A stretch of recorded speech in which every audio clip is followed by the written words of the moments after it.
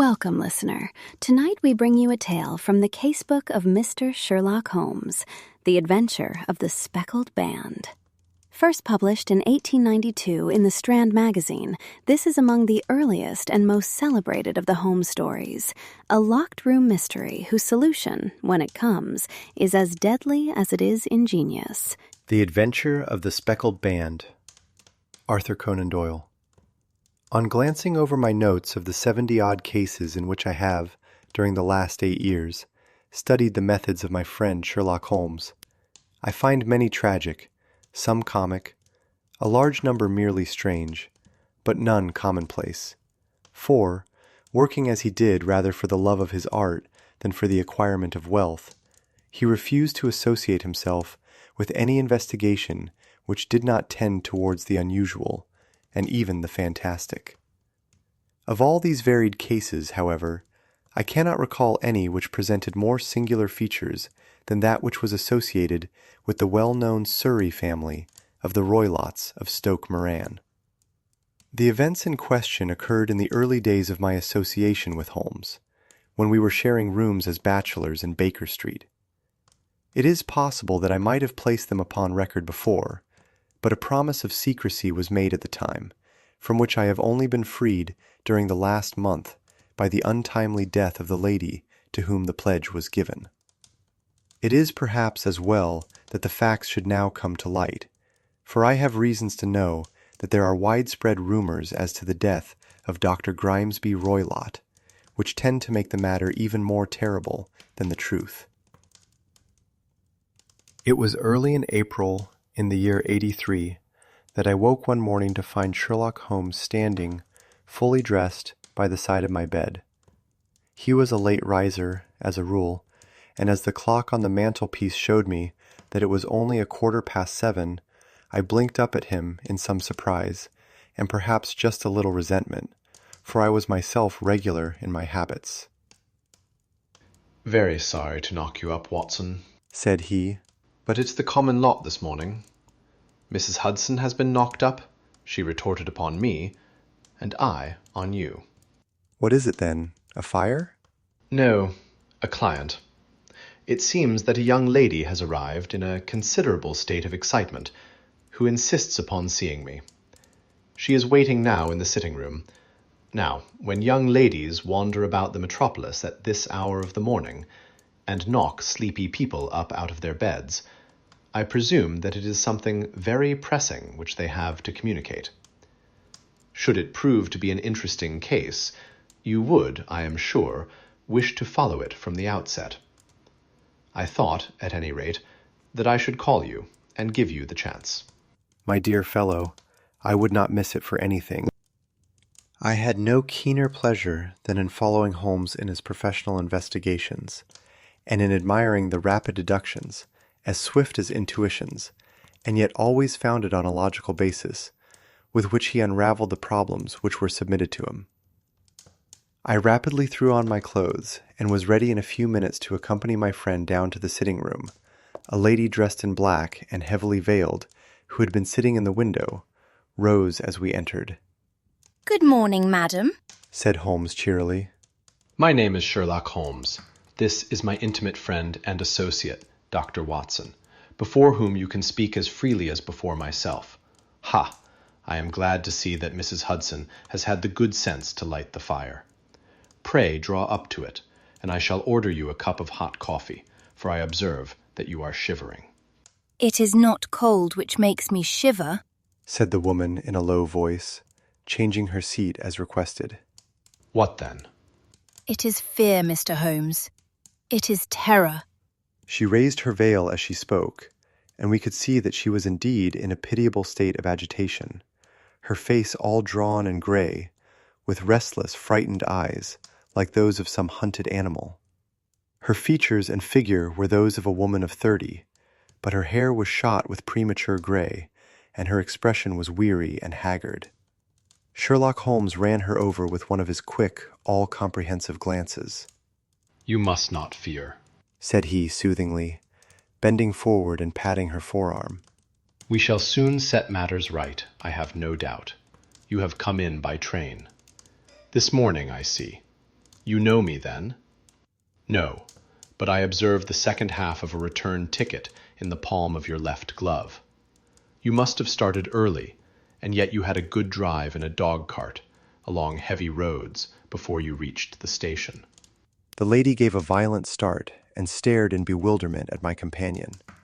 There is no mystery, my dear madam, said he, smiling. The left arm of your jacket is spattered with mud in no less than 7 places. The marks are perfectly fresh. There is no vehicle save a dog-cart which throws up mud in that way, and then only when you sit on the left-hand side of the driver. Whatever your reasons may be, you are perfectly correct, said she. I started from home before 6, reached Leatherhead at 20 past, and came in by the first train to Waterloo. Sir, I can stand this strain no longer. I shall go mad if it continues. I have no one to turn to, none, save only one who cares for me, and he, poor fellow, can be of little aid. I have heard of you, Mr. Holmes. I have heard of you from Mrs. Farintosh, whom you helped in the hour of her sore need. It was from her that I had your address. Oh, sir, do you not think that you could help me too, and at least throw a little light through the dense darkness which surrounds me? At present it is out of my power to reward you for your services, but in a month or 6 weeks I shall be married, with the control of my own income, and then at least you shall not find me ungrateful. Holmes turned to his desk and, unlocking it, drew out a small casebook which he consulted. Farintosh, said he. Ah, yes, I recall the case. It was concerned with an opal tiara. I think it was before your time, Watson.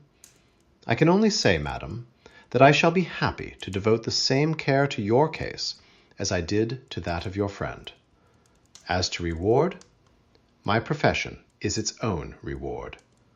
But you are at liberty to defray whatever expenses I may be put to at the time which suits you best. And now I beg that you will lay before us everything that may help us in forming an opinion upon the matter. Alas, replied our visitor, the very horror of my situation lies in the fact that my fears are so vague, and my suspicions depend so entirely upon small points, which might seem trivial to another, that even he to whom of all others I have a right to look for help and advice looks upon all that I tell him about it as the fancies of a nervous woman. He does not say so, but I can read it from his soothing answers and averted eyes. But I have heard, Mr. Holmes, that you can see deeply into the manifold wickedness of the human heart. You may advise me how to walk amid the dangers which encompass me. I am all attention, madam. My name is Helen Stoner, and I am living with my stepfather, who is the last survivor of one of the oldest Saxon families in England, the Roylotts of Stoke Moran, on the western border of Surrey. Holmes nodded his head. the name is familiar to me, said he. The family was at one time among the richest in England, and the estates extended over the borders into Berkshire in the north and Hampshire in the west. In the last century, however, 4 successive heirs were of a dissolute and wasteful disposition, and the family ruin was eventually completed by a gambler in the days of the Regency. Nothing was left save a few acres of ground and the 200-year-old house, which is itself crushed under a heavy mortgage. The last squire dragged out his existence there, living the horrible life of an aristocratic pauper, but his only son, my stepfather, seeing that he must adapt himself to the new conditions, obtained an advance from a relative, which enabled him to take a medical degree and went out to Calcutta, where, by his professional skill and his force of character, he established a large practice. In a fit of anger, however, caused by some robberies which had been perpetrated in the house, he beat his native butler to death and narrowly escaped a capital sentence. As it was, he suffered a long term of imprisonment and afterwards returned to England a morose and disappointed man. When Dr. Roylott was in India, he married my mother, Mrs. Stoner, the young widow of Major General Stoner of the Bengal Artillery. My sister Julia and I were twins, and we were only 2 years old at the time of my mother's remarriage. She had a considerable sum of money, not less than £1,000 a year, and this she bequeathed to Dr. Roylott entirely while we resided with him, with a provision that a certain annual sum should be allowed to each of us in the event of our marriage. Shortly after our return to England, my mother died. She was killed 8 years ago in a railway accident near Crewe. Dr. Roylott then abandoned his attempts to establish himself in practice in London and took us to live with him in the old ancestral house at Stoke Moran. The money which my mother had left was enough for all our wants, and there seemed to be no obstacle to our happiness. But a terrible change came over our stepfather about this time. Instead of making friends and exchanging visits with our neighbours, who had at first been overjoyed to see a Roylott of Stoke Moran back in the old family seat, he shut himself up in his house, and seldom came out, save to indulge in ferocious quarrels with whoever might cross his path. Violence of temper approaching to mania has been hereditary in the men of the family, and, in my stepfather's case, it had, I believe, been intensified by his long residence in the tropics. A series of disgraceful brawls took place, 2 of which ended in the police court, until at last he became the terror of the village, and the folks would fly at his approach, for he is a man of immense strength and absolutely uncontrollable in his anger. Last week, he hurled the local blacksmith over a parapet into a stream, and it was only by paying over all the money which I could gather together that I was able to avert another public exposure. He had no friends at all, save the wandering gypsies, and he would give these vagabonds leave to encamp upon the few acres of bramble-covered land which represent the family estate, and would accept in return the hospitality of their tents, wandering away with them sometimes for weeks on end. He has a passion also for Indian animals, which are sent over to him by a correspondent, and he has at this moment a cheetah and a baboon, which wander freely over his grounds, and are feared by the villagers almost as much as their master. You can imagine from what I say that my poor sister Julia and I had no great pleasure in our lives. No servant would stay with us, and for a long time we did all the work of the house. She was but 30 at the time of her death, and yet her hair had already begun to whiten, even as mine has. Your sister is dead, then? She died just 2 years ago, and it is of her death that I wish to speak to you. You can understand that, living the life which I have described, we were little likely to see anyone of our own age and position. We had, however, an aunt, my mother's maiden sister, Miss Honoria Westvale, who lives near Harrow, and we were occasionally allowed to pay short visits at this lady's house. Julia went there at Christmas 2 years ago, and met there a half-pay Major of Marines, to whom she became engaged. My stepfather learned of the engagement when my sister returned, and offered no objection to the marriage. But within a fortnight of the day which had been fixed for the wedding, the terrible event occurred, which has deprived me of my only companion. Sherlock Holmes had been leaning back in his chair with his eyes closed and his head sunk in a cushion, but he half opened his lids now and glanced across at his visitor. Pray be precise as to details, said he. It is easy for me to be so, for every event of that dreadful time is seared into my memory. The manor house is, as I have already said, very old, and only one wing is now inhabited. The bedrooms in this wing are on the ground floor, the sitting rooms being in the central block of the buildings. Of these bedrooms, the first is Dr. Roylott's, the second my sister's, and the third my own. There is no communication between them, but they all open out into the same corridor. Do I make myself plain? Perfectly so. The windows of the 3 rooms open out upon the lawn. That fatal night, Dr. Roylott had gone to his room early, though we knew that he had not retired to rest, for my sister was troubled by the smell of the strong Indian cigars which it was his custom to smoke. She left her room, therefore, and came into mine, where she sat for some time, chatting about her approaching wedding. At 11 o'clock, she rose to leave me, but she paused at the door and looked back. "Tell me, Helen," said she, "have you ever heard anyone whistle in the dead of the night?" "Never," said I. "I suppose that you could not possibly whistle yourself in your sleep?" "Certainly not. But why?"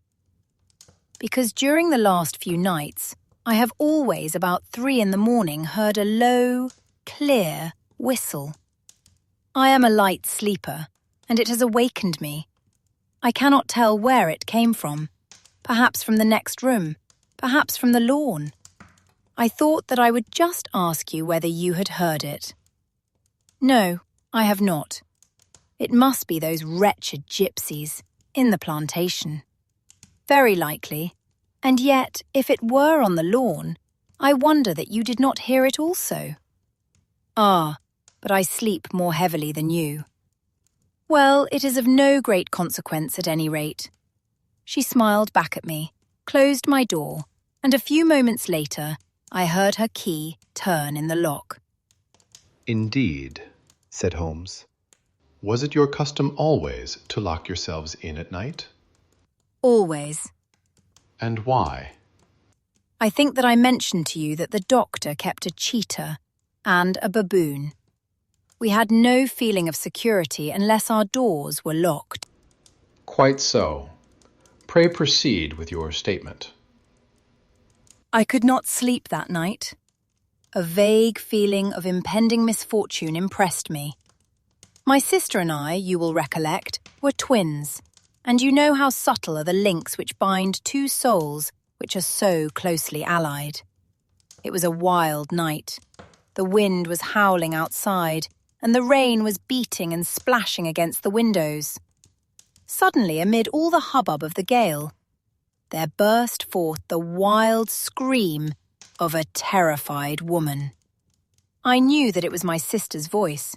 I sprang from my bed, wrapped a shawl round me, and rushed into the corridor. As I opened my door, I seemed to hear a low whistle, such as my sister described, and a few moments later, a clanging sound, as if a mass of metal had fallen.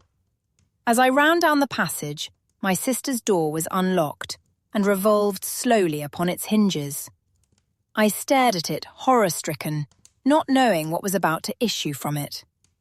By the light of the corridor lamp, I saw my sister appear at the opening, her face blanched with terror, her hands groping for help, her whole figure swaying to and fro like that of a drunkard. I ran to her and threw my arms round her, but at that moment, her knees seemed to give way and she fell to the ground. She writhed as one who is in terrible pain, and her limbs were dreadfully convulsed. At first, I thought that she had not recognized me, but as I bent over her, she suddenly shrieked out in a voice which I shall never forget. "Oh my God, Helen! It was the band! The Speckled band!" There was something else which she would fain have said, and she stabbed with her finger into the air in the direction of the doctor's room, but a fresh convulsion seized her and choked her words. I rushed out, calling loudly for my stepfather, and I met him hastening from his room in his dressing gown. When he reached my sister's side, she was unconscious, and though he poured brandy down her throat and sent for medical aid from the village, all efforts were in vain, for she slowly sank and died without having recovered her consciousness. Such was the dreadful end of my beloved sister. One moment, said Holmes. Are you sure about this whistle and metallic sound? Could you swear to it?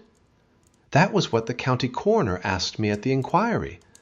It is my strong impression that I heard it, and yet, among the crash of the gale and the creaking of an old house, I may possibly have been deceived. Was your sister dressed? No, she was in her night-dress. In her right hand was found the charred stump of a match, and in her left, a matchbox, showing that she had struck a light and looked about her when the alarm took place. That is important. And what conclusions did the coroner come to? He investigated the case with great care, for Dr. Roylott's conduct had long been notorious in the county, but he was unable to find any satisfactory cause of death. My evidence showed that the door had been fastened upon the inner side, and the windows were blocked by old-fashioned shutters with broad iron bars, which were secured every night. The walls were carefully sounded and were shown to be quite solid all round, and the flooring was also thoroughly examined, with the same result. The chimney is wide, but is barred up by 4 large staples. It is certain, therefore, that my sister was quite alone when she met her end. Besides, there were no marks of any violence upon her. How about poison? The doctors examined her for it, but without success. What do you think that this unfortunate lady died of, then? It is my belief that she died of pure fear and nervous shock, though what it was that frightened her, I cannot imagine. Were there gypsies in the plantation at the time? Yes, there are nearly always some there. Ah, and what did you gather from this allusion to a band, a speckled band? Sometimes I have thought that it was merely the wild talk of delirium, sometimes that it may have referred to some band of people, perhaps to these very gypsies had the plantation. I do not know whether the spotted handkerchiefs which so many of them wear over their heads might have suggested the strange adjective which she used. Holmes shook his head like a man who was far from being satisfied. "These are very deep waters," said he.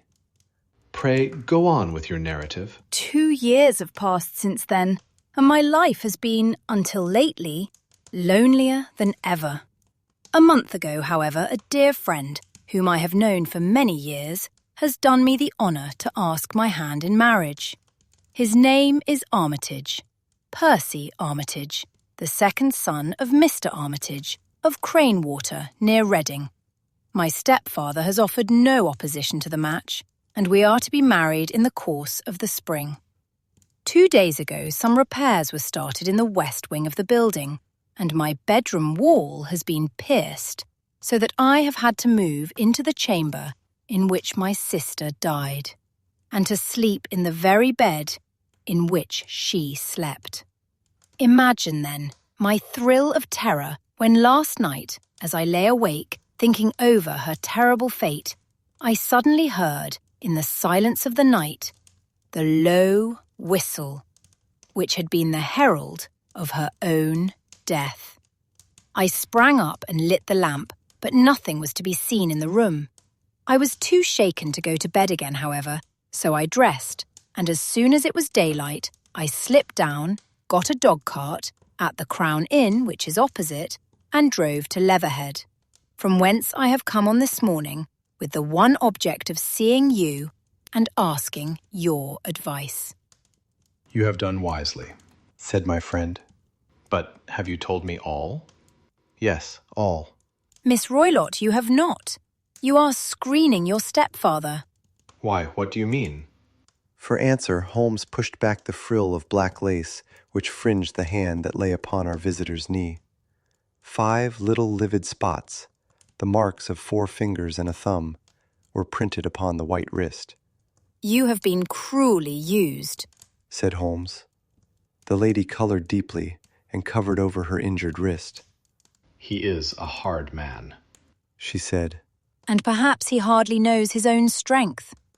There was a long silence, during which Holmes leaned his chin upon his hands and stared into the crackling fire. "This is a very deep business," he said at last. There are 1,000 details which I should desire to know before I decide upon our course of action. Yet we have not a moment to lose. If we were to come to Stoke Moran today, would it be possible for us to see over these rooms without the knowledge of your stepfather? As it happens, he spoke of coming into town today upon some most important business. It is probable that he will be away all day, and that there would be nothing to disturb you. We have a housekeeper now, but she is old and foolish, and I could easily get her out of the way. Excellent. You are not averse to this trip, Watson? By no means. Then we shall both come. What are you going to do yourself? I have 1 or 2 things which I would wish to do now that I am in town, but I shall return by the 12 o'clock train, so as to be there in time for your coming. And you may expect us early in the afternoon. I have myself some small business matters to attend to. Will you not wait and breakfast? No, I must go. My heart is lightened already, since I have confided my trouble to you. I shall look forward to seeing you again this afternoon. She dropped her thick black veil over her face and glided from the room. And what do you think of it all, Watson? Asked Sherlock Holmes, leaning back in his chair. It seems to me to be a most dark and sinister business. Dark enough, and sinister enough. Yet, if the lady is correct in saying that the flooring and walls are sound, and that the door, window, and chimney are impassable, then her sister must have been undoubtedly alone when she met her mysterious end.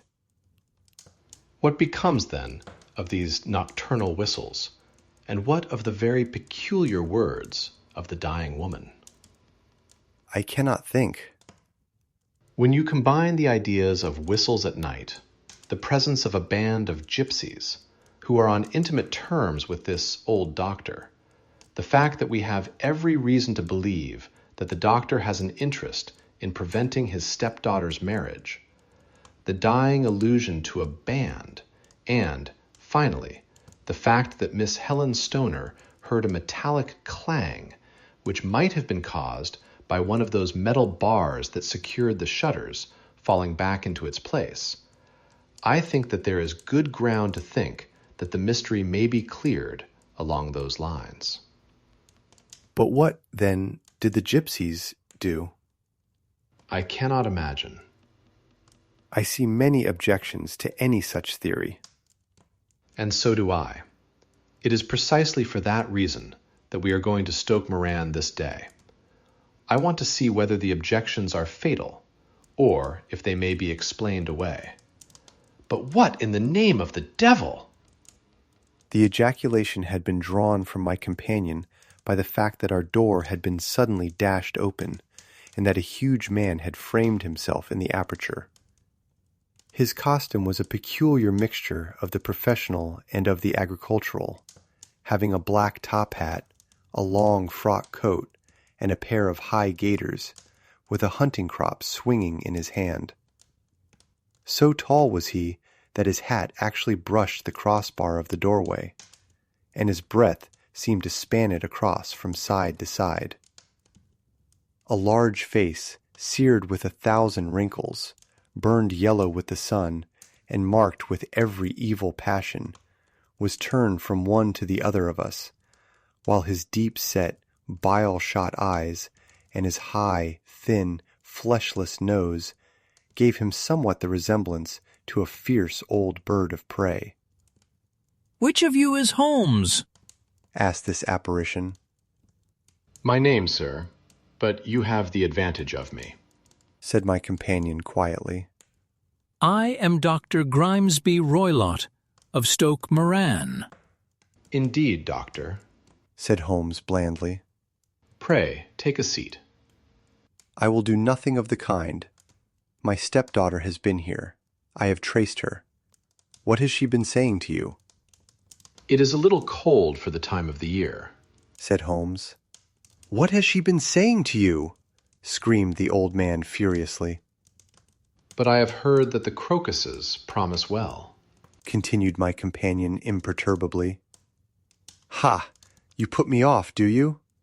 said our new visitor, taking a step forward and shaking his hunting crop. I know you, you scoundrel. I have heard of you before. You are Holmes, the meddler. My friend smiled.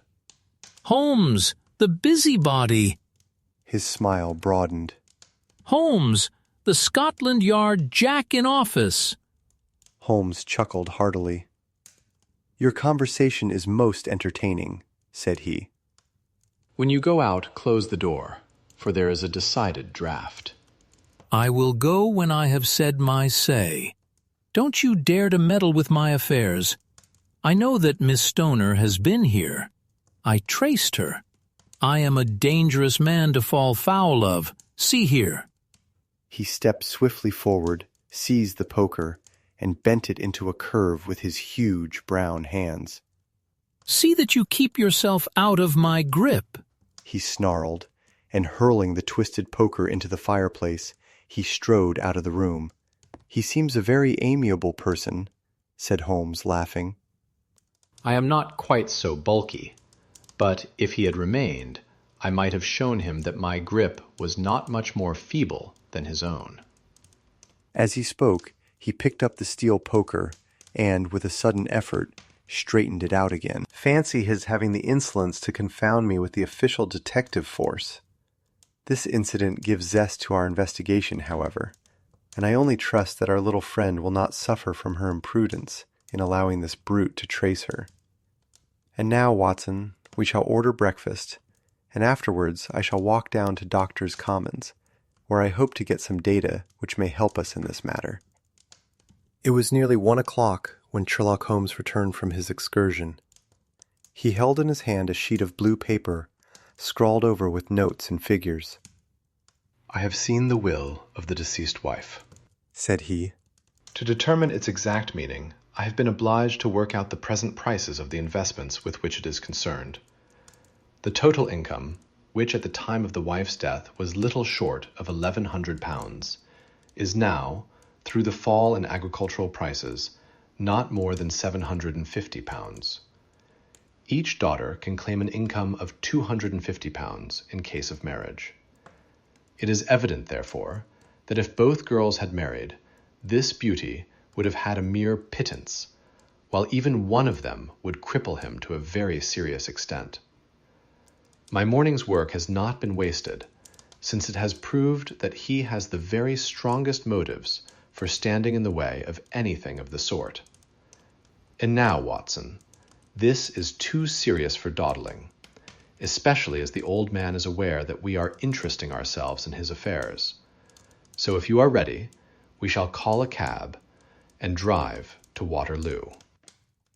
I should be very much obliged if you would slip your revolver into your pocket. An Ely's No. 2 is an excellent argument with gentlemen who can twist steel pokers into knots. That, and a toothbrush, are, I think, all that we need. At Waterloo, we were fortunate in catching a train for Leatherhead, where we hired a trap at the station inn and drove for 4 or 5 miles through the lovely Surrey lanes. It was a perfect day, with a bright sun and a few fleecy clouds in the heavens. The trees and wayside hedges were just throwing out their first green shoots, and the air was full of the pleasant smell of the moist earth. To me, at least, there was a strange contrast between the sweet promise of the spring and this sinister quest upon which we were engaged. My companion sat in the front of the trap, his arms folded, his hat pulled down over his eyes, and his chin sunk upon his breast, buried in the deepest thought. Suddenly, however, he started, tapped me on the shoulder, and pointed over the meadows. "Look there," said he. A heavily timbered park stretched up in a gentle slope, thickening into a grove at the highest point. From amid the branches there jutted out the gray gables and high roof tree of a very old mansion. "Stoke Moran," said he. "Yes, sir, that be the house of Dr. Grimesby Roylott." remarked the driver. There is some building going on there, said Holmes. That is where we are going, There's the village. said the driver, pointing to a cluster of roofs some distance to the left. but if you want to get to the house, you'll find it shorter to get over this stile, and so by the footpath over the fields. There it is, where the lady is walking, And the lady, I fancy, is Miss Stoner. observed Holmes, shading his eyes. Yes, I think we had better do as you suggest.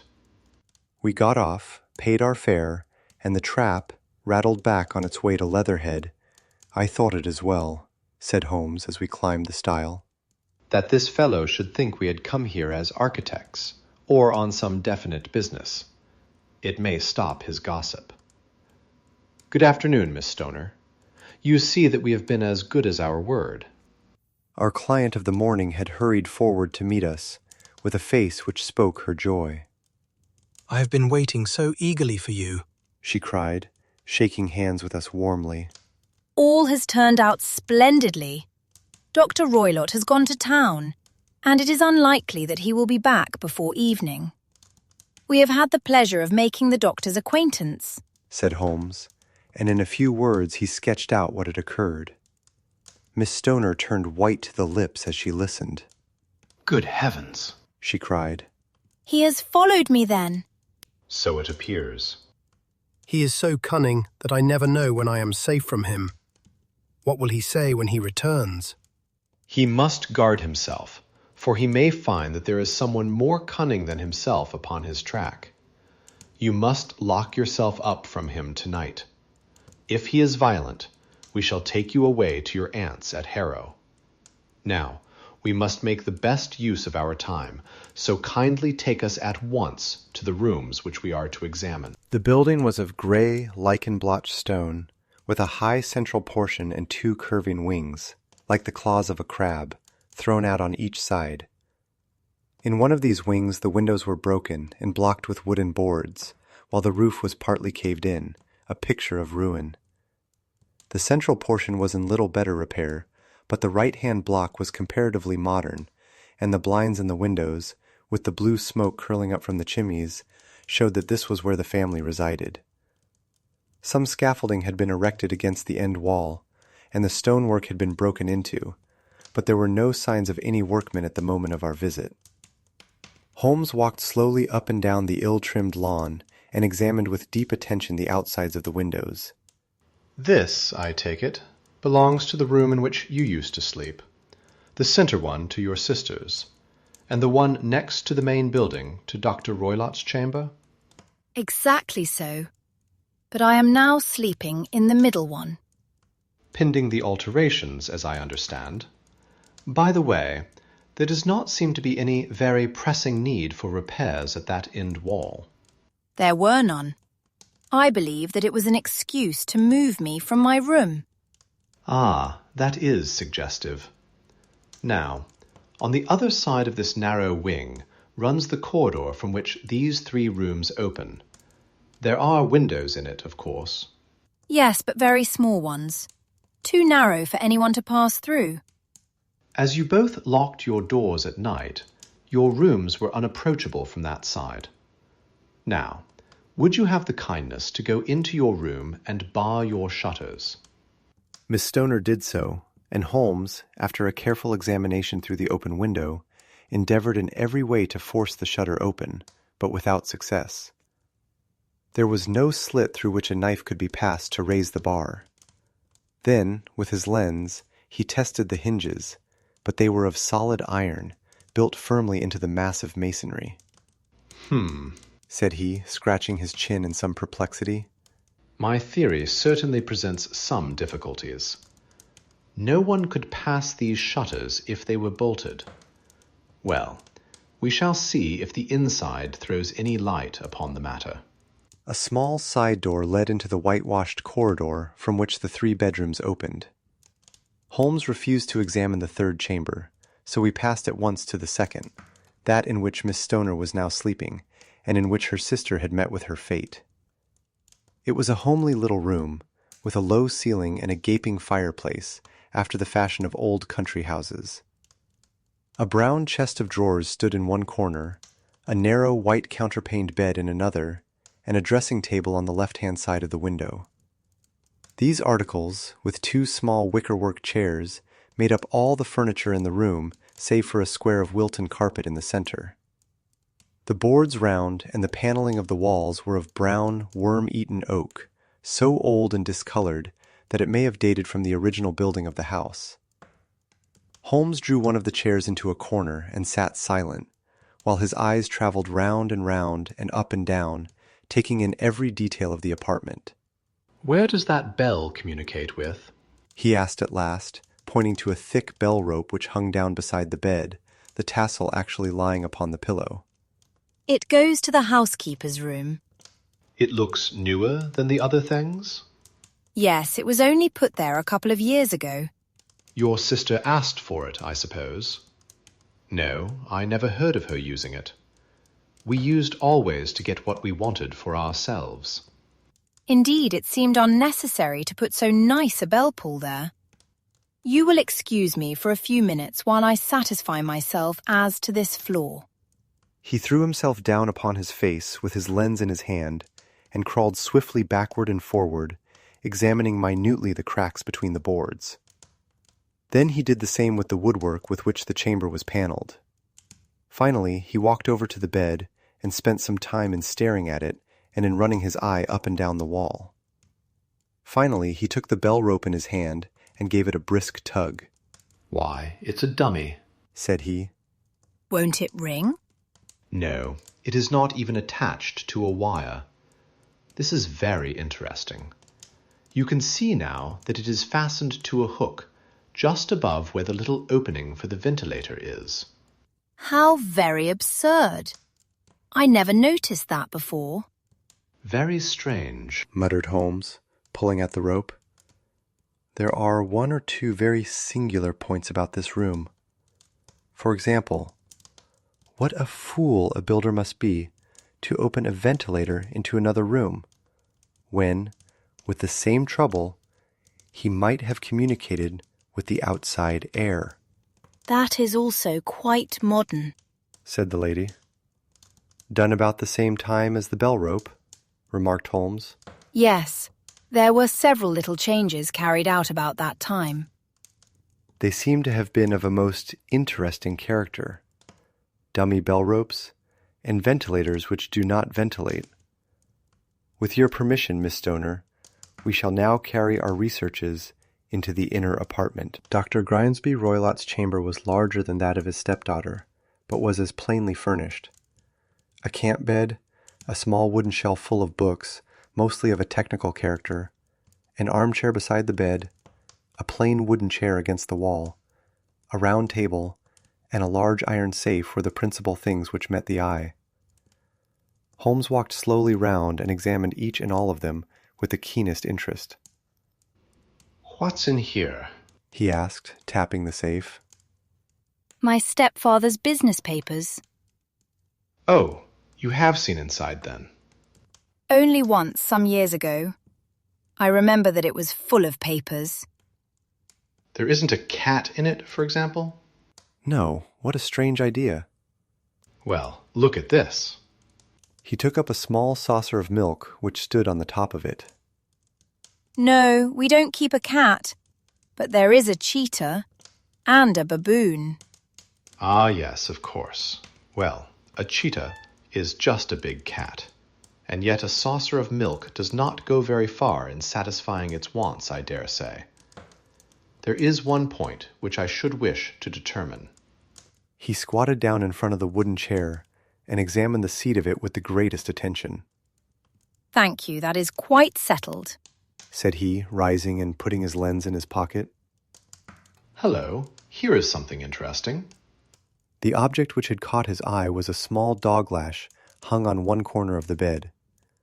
The lash, however, was curled upon itself and tied so as to make a loop of whipcord. What do you make of that, Watson? It's a common enough lash, but I don't know why it should be tied. That is not quite so common, is it? Ah me, it's a wicked world, and when a clever man turns his brains to crime, It is the worst of all. I think that I have seen enough now, Miss Stoner, and with your permission, we shall walk out upon the lawn. I had never seen my friend's face so grim, or his brow so dark, as it was when we turned from the scene of this investigation. We had walked several times up and down the lawn, neither Miss Stoner nor myself liking to break in upon his thoughts, before he roused himself from his reverie. "It is very essential, Miss Stoner," said he, "that you should absolutely follow my advice in every respect." "I shall most certainly do so." "The matter is too serious for any hesitation. Your life may depend upon your compliance." "I assure you that I am in your hands." "In the first place, both my friend and I must spend the night in your room." Both Miss Stoner and I gazed at him in astonishment. "Yes, it must be so. Let me explain. I believe that is the village inn over there?" "Yes, that is the Crown." "Very good. Your windows would be visible from there?" "Certainly." "You must confine yourself to your room on pretense of a headache when your stepfather comes back. Then, when you hear him retire for the night, you must open the shutters of your window, undo the hasp, put your lamp there as a signal to us, and then withdraw quietly, with everything which you are likely to want, into the room which you used to occupy.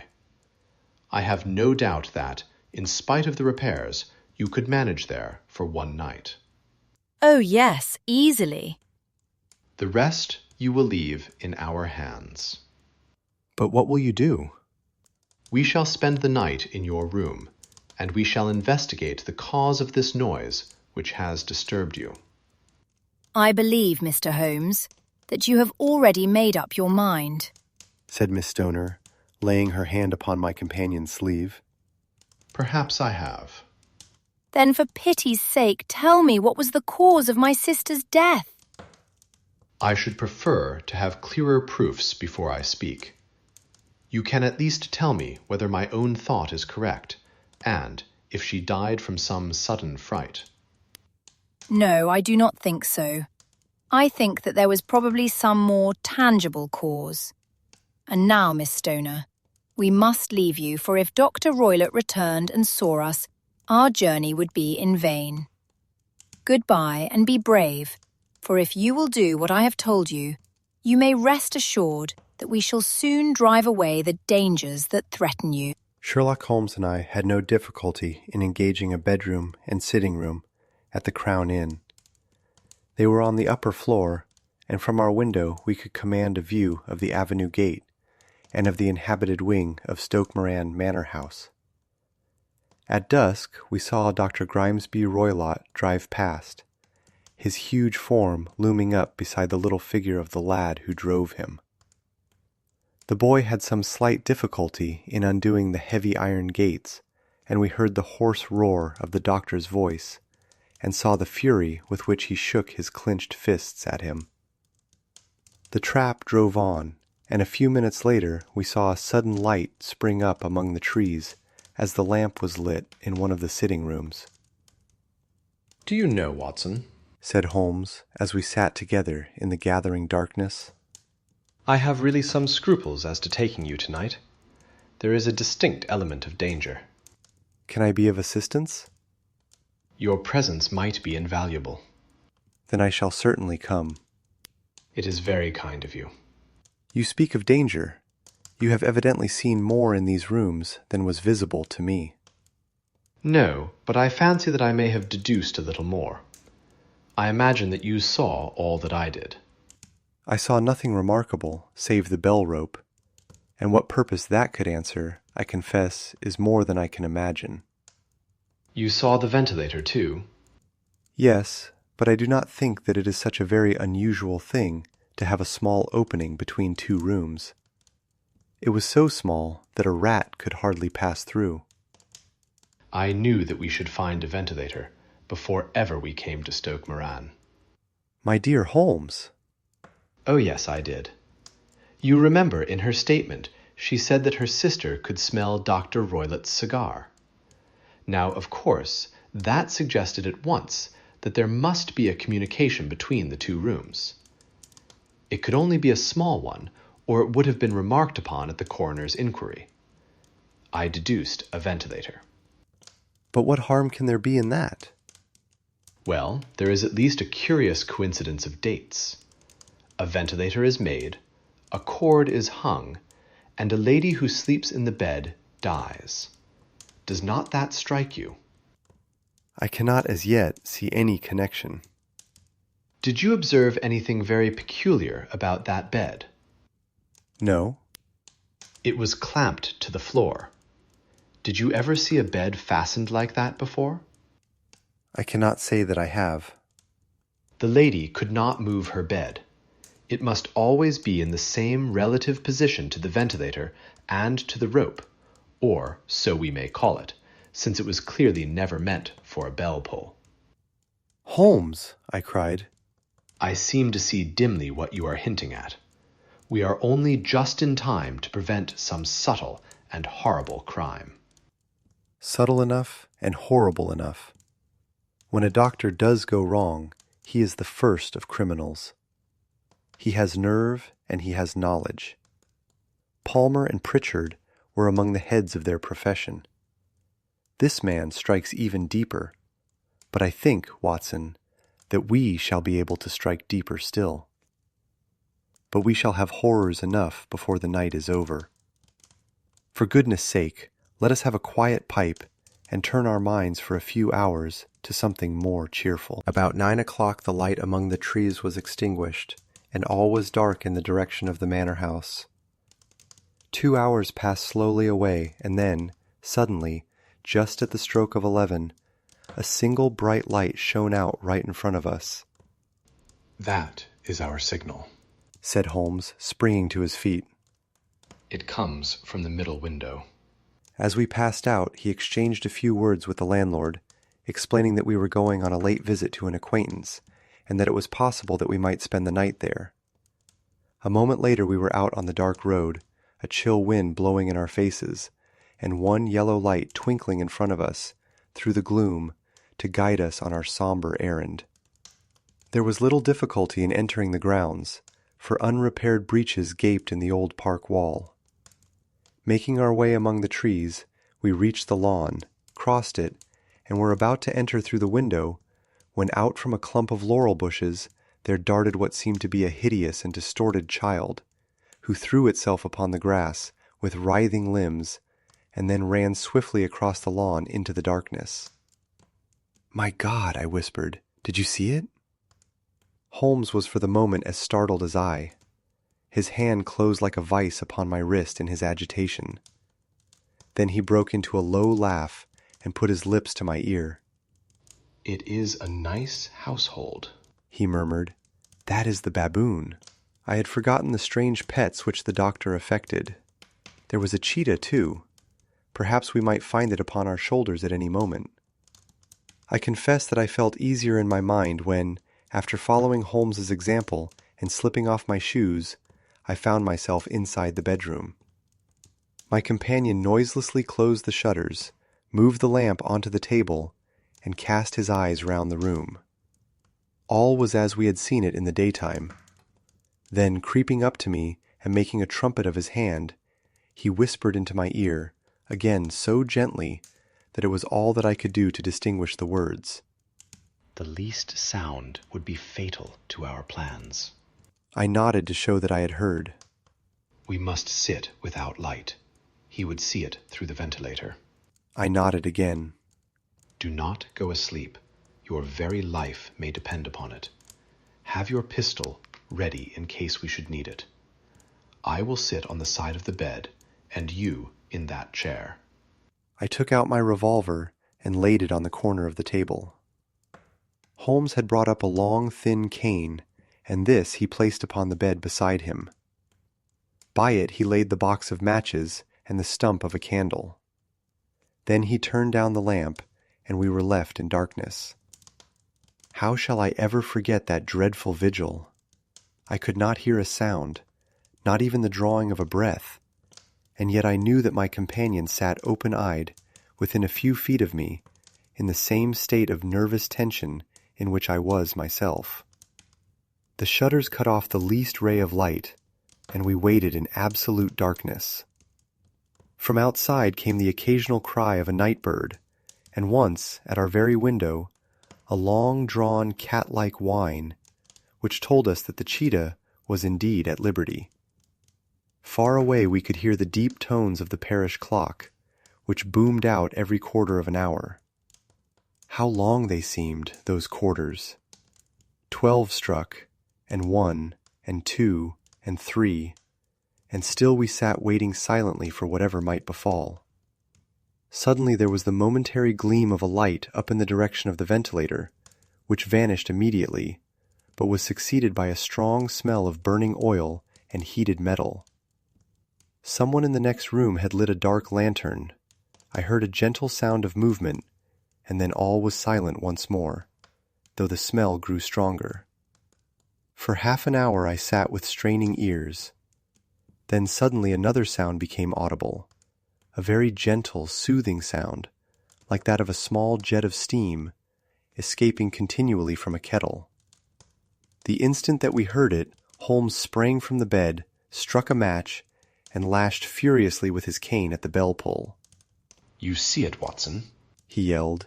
"You see it?" But I saw nothing. At the moment when Holmes struck the light, I heard a low, clear whistle, but the sudden glare flashing into my weary eyes made it impossible for me to tell what it was at which my friend lashed so savagely. I could, however, see that his face was deadly pale and filled with horror and loathing. He had ceased to strike and was gazing up at the ventilator when suddenly there broke from the silence of the night the most horrible cry to which I have ever listened. It swelled up louder and louder, a hoarse yell of pain and fear and anger all mingled in the one dreadful shriek. They say that away down in the village, and even in the distant parsonage, that cry raised the sleepers from their beds.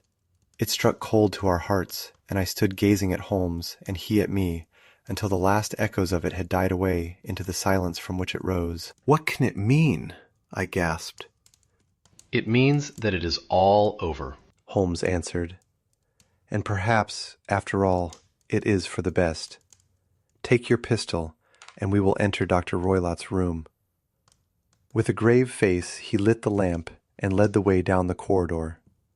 Twice he struck at the chamber door, without any reply from within. Then he turned the handle and entered, I at his heels, with a cocked pistol in my hand. It was a singular sight which met our eyes.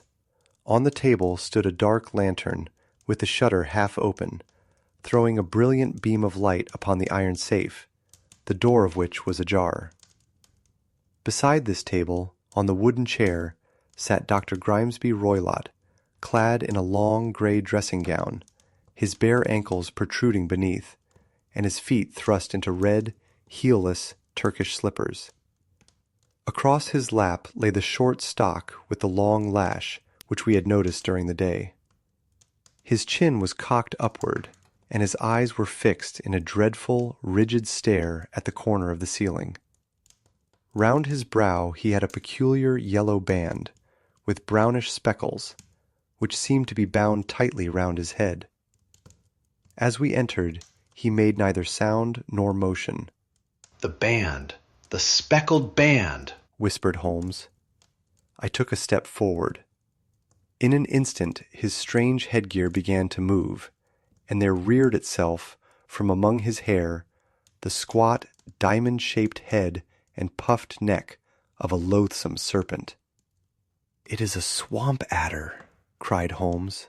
"The deadliest snake in India. He has died within 10 seconds of being bitten. Violence does, in truth, recoil upon the violent, and the schemer falls into the pit which he digs for another. Let us thrust this creature back into its den, and we can then remove Miss Stoner to some place of shelter, and let the county police know what has happened." As he spoke, he drew the dog whip swiftly from the dead man's lap, and throwing the noose round the reptile's neck, he drew it from its horrid perch, and, carrying it at arm's length, threw it into the iron safe, which he closed upon it, Such are the true facts of the death of Dr. Grimesby Roylott of Stoke Moran. It is not necessary that I should prolong a narrative which has already run to too great a length, by telling how we broke the sad news to the terrified girl, how we conveyed her by the morning train to the care of her good aunt at Harrow, of how the slow process of official inquiry came to the conclusion that the doctor met his fate while indiscreetly playing with a dangerous pet. The little which I had yet to learn of the case was told me by Sherlock Holmes as we travelled back next day.